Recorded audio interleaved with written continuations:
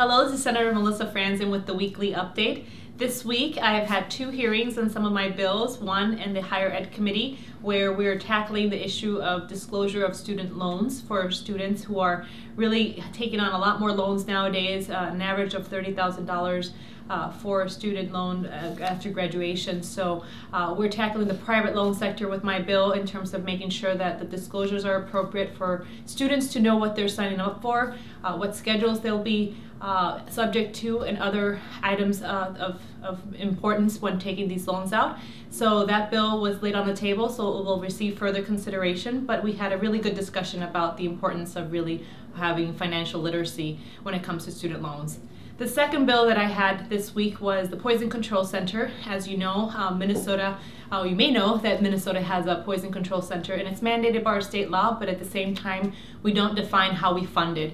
Right now, the vendor for this is the HCMC, Hennepin County Medical Center, and they've encountered a lot of financial difficulties to remain with the Poison Control Center delivering this kind of service that we expect from Minnesota.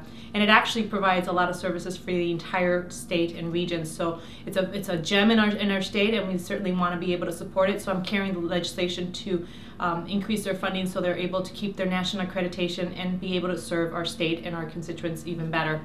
So the other piece that happened this week, I actually had a press conference today for another of my bills, and it deals with prior authorization and medications to make sure that patients have access to their medications as efficiently as possible. So a lot of doctors have informed me, and a lot of patients have informed me as well, that there's a gap and sometimes a burdensome process of the prior authorization, and we want to make sure that we are doing the best to get the medications that the patients need at a reasonable time.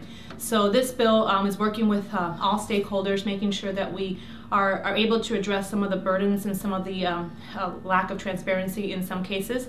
So it's going to be an interesting bill to work on. I certainly want your opinions and support on it, but certainly want to make sure that we take the interest and the care of patients first. And that is a bill that I'll be focusing a lot of my attention as well here in the HHS Finance Committee. Other than that, it's starting to get a lot busier. Today is Arts Advocates Day at the Capitol, and we've had hundreds of people visiting the Capitol, including folks from our constituents from our district.